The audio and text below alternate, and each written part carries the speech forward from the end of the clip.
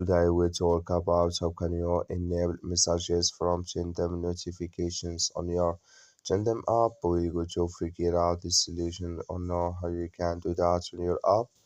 So all you have to do, you just go up on photo profile, click on it here. So then it's going to take you to this list here. Then all you have to do, just go above this sign, click on it here. So then it's going to take you to this list. Then all you have to do, just click here on notification settings, click on it here. When you just click here on notification settings, then it's going to take you to this list here.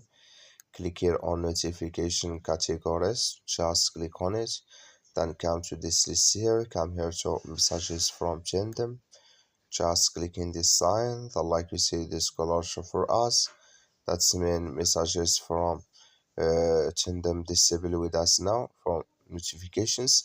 That's all you have to do. Thank you for watching. Don't forget to support us by liking, subscribe.